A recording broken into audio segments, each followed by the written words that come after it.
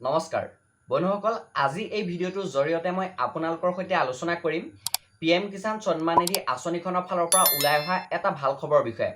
এই আঁচনিখনৰ অধীনত যিসকল কৃষক আছে সেই কৃষকসকলে এতিয়াও এই ভাল খবৰটোৰ বিষয়ে গম পোৱা নাই। এতিয়া মই আপোনালোকক আগৰ ভিডিঅ'ৰ জৰিয়তে জনাই যাবলৈ চেষ্টা কৰি আহিছিলোঁ যে পিএম কিষাণ সন্মান নিধিৰ যি 14 নম্বৰ কিস্তিৰ টকা হয় সেই 14 নম্বৰ কিস্তিৰ টকাটো আপোনালোকে 31 জুলাইৰ ভিতৰত লাভ কৰিব। এতিয়া আপোনালোকৰ অফিচিয়েলি ভাৱে আমাৰ কেন্দ্ৰীয় চৰকাৰে এটা ডেট এনাউন্স কৰিছে। সেই ডেটটোত পিএম কিষাণ সন্মান নিধি আঁচনিখনৰ অধীনত যিসকল কৃষক আছে সেই কৃষকসকলে 14 নম্বৰ কিস্তিৰ টকাটো লাভ কৰিব। এতিয়া আপুনি যদি এই আঁচনিখনৰ অধীনৰ এজন কৃষক হয় তেনেহ'লে বন্ধুসকল আপুনি কিমান তাৰিখে পইচা লাভ কৰিব, লগতে কিমান টকাকৈ লাভ কৰিব বা কোনসকল হিতাধিকাৰীয়ে লাভ কৰিব, এইবাৰ কোনসকলে লাভ নকৰে, বা আপুনি টকা লাভ কৰিবলৈ হ'লে কি কি কাম কৰিব লাগিব, ইয়াৰ ওপৰত মই বিতংভাৱে আজি এই ভিডিঅ'টোৰ জৰিয়তে আপোনালোকক জনাই দিবলৈ চেষ্টা কৰিম। আপোনালোকে A to Z সকলোখিনি জানিবলৈ হ'লে ভিডিঅ'টো অকণো স্কিপ নকৰি কণ্টিনিউ শেষলৈকে চাব লাগিব। আৰু তাৰ লগতে আপুনি যদি পোনপ্ৰথমবাৰৰ বাবে আমাৰ এই চেনেলটো ভিজিট কৰিছে আৰু চেনেলটো যদি এতিয়ালৈকে ছাবস্ক্ৰাইব কৰা নাই তেনেহ'লে এতিয়া যাওক গৈ পেলাই চেনেলটো ছাবস্ক্ৰাইব কৰক। এতিয়া বন্ধুসকল আহক আৰু বেছি দেৰি নকৰি আজি আমাৰ ভিডিঅ'টো আৰম্ভ কৰোঁ।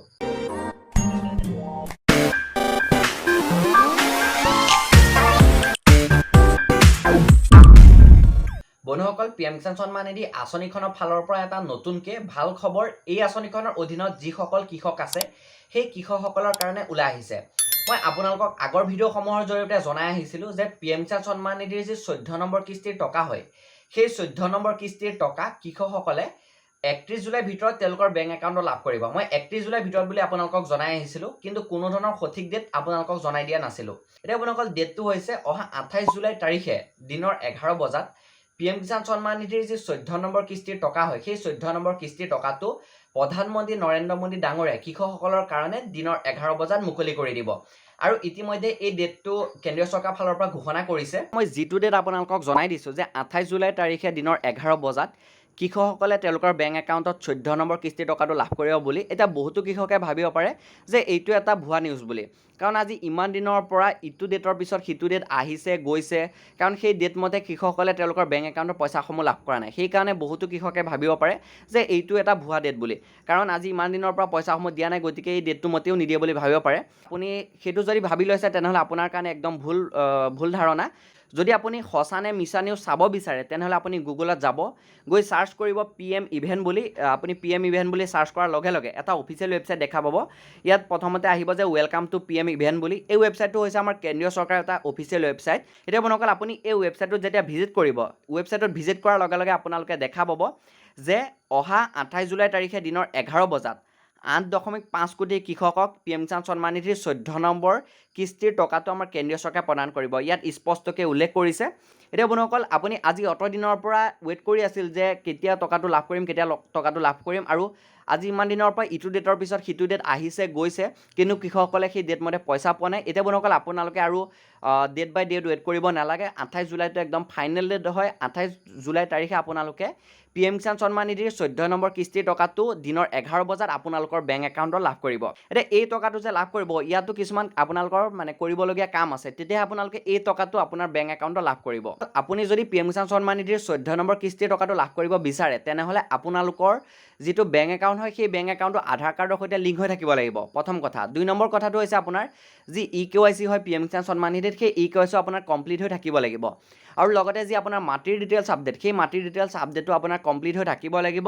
তেতিয়াহে আপুনি পিএম কিষাণ সন্মান নিধিৰ যি 14 নম্বৰ কিস্তিৰ টকা হয় সেই 14 নম্বৰ কিস্তিৰ টকা আপোনাৰ বেংক একাউণ্টত আপুনি 28 জুলাই তাৰিখে দিনৰ 11 বজাত লাভ কৰিব। এতিয়া যদি বন্ধুসকল আপোনাৰ এতিয়ালৈকে EKYC কমপ্লিট হোৱা নাই, বা মাটিৰ ডিটেইলছ আপুনি আপডেট কৰা নাই, বা আপোনাৰ বেংক একাউণ্টটো আধাৰ কাৰ্ডৰ সৈতে লিংক হৈ থকা নাই, তেনেহ'লে আপোনালোকে 28 জুলাইৰ ভিতৰত এই কামসমূহ কমপ্লিট কৰিব লাগিব।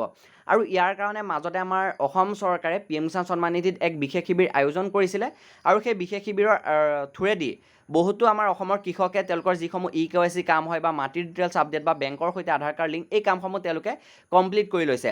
এতিয়া মুঠতে আপোনাৰ এই তিনিটা কাম কমপ্লিট হৈ থাকিব লাগিব। মই আগৰ ভিডিঅ'সমূহৰ জৰিয়তে আপোনালোকক বাৰম্বাৰ জনাই আহিছোঁ যে EKYC, মাটিৰ ডিটেইলছ আপডেট, আৰু লগতে আপোনাৰ বেংক একাউণ্টৰ আধাৰ কাৰ্ডৰ সৈতে লিংক, এই তিনিটা কাম আপোনাৰ কমপ্লিট হৈ থাকিলেহে PM কিষাণ সন্মান নিধিৰ যি কিস্তিৰ টকা হয় সেই কিস্তিৰ টকাসমূহ আপুনি লাভ কৰিব। আৰু এতিয়া বহুতো কৃষকে আৰু এটা কথা জানিব বিচাৰিব যে তেওঁলোকে যিটো কিস্তিৰ টকাৰ পৰা পাবলৈ বাকী আছিলে 14 নম্বৰ কিস্তিৰ টকালৈকে গোটেইকেইটা কিস্তিৰ টকা একেলগে লাভ কৰিব নেকি? এতিয়া চাওক, ইয়াক লৈ পেলাই কোনো ধৰণৰ আপডেট এতিয়ালৈকে ওলাই অহা নাই। সময়ত গম পোৱা যাব যে আপুনি কিমানটা কিস্তিৰ টকা লাভ কৰে। যদি আপুনি 2-3টা কিস্তিৰ টকা একেলগে লাভ কৰে তেনেহ'লে আপোনাৰ কাৰণেই ভাল। যদি আপুনি এটা কিস্তিৰ টকা লাভ কৰে তেনেহ'লে এইবাৰ এটা কিস্তিৰ টকাহে আপুনি লাভ কৰিব। এতিয়া সময়ত গম পোৱা যাব যে কিমানটা কিস্তিৰ টকা আপুনি লাভ কৰে। গতিকে আপোনালোকে এতিয়া যিসমূহ কাম আপোনাৰ কৰণীয় কাম আছে সেই কামসমূহ আপুনি 28 জুলাইৰ ভিতৰত কমপ্লিট কৰক, তেতিয়াহে আপুনি PM কিষাণ সন্মান নিধিৰ 14 নম্বৰ কিস্তিৰ টকাটো আপোনাৰ বেংক একাউণ্টত লাভ কৰিব। আৰু আপুনি EKYC কেনেকৈ কৰিব বা মাটিৰ ডিটেইলছ আপডেট কেনেকৈ কৰিব বা বেংকৰ লগত আধাৰ কাৰ্ড লিংক কেনেকৈ কৰিব, ইয়াৰ ওপৰত মই আপোনালোকক আগৰ ভিডিঅ'সমূহৰ জৰিয়তে যিমান পাৰোঁ সিমান জনাই যাবলৈ চেষ্টা কৰি আহিছোঁ। তো আপোনালোকে সেই ভিডিঅ'সমূহ গৈ পেলাই চাই ল'বগৈ পাৰে। আৰু নহ'লে আপোনালোকে বন্ধুসকল যদি EKYC কৰিব বিচাৰে বা মাটিৰ ডিটেইলছ আপডেট যদি কৰিব বিচাৰে তেনেহ'লে আপোনালোকৰ যি জিলাৰ কৃষি বিষয়া কাৰ্যালয় আছে তাত যাব পাৰে, নহ'লে মহকুমা কৃষি বিষয়া কাৰ্যালয়তো যাব পাৰে, নহ'লে আপোনাৰ যি গ্ৰাম সেৱকৰ অফিচ আছে সেই গ্ৰাম সেৱকৰ অফিচতো গৈ আপুনি কামখিনি কমপ্লিট কৰিব পাৰে। আৰু যদি আপোনাৰ বেংক একাউণ্ট আধাৰ কাৰ্ডৰ সৈতে লিংক কৰিব বিচাৰে তেনেহ'লে আপোনাৰ যিটো বেংকৰ ব্ৰাঞ্চ হয় সেই ব্ৰাঞ্চত গৈ পেলাই আপোনালোকে যোগাযোগ কৰক।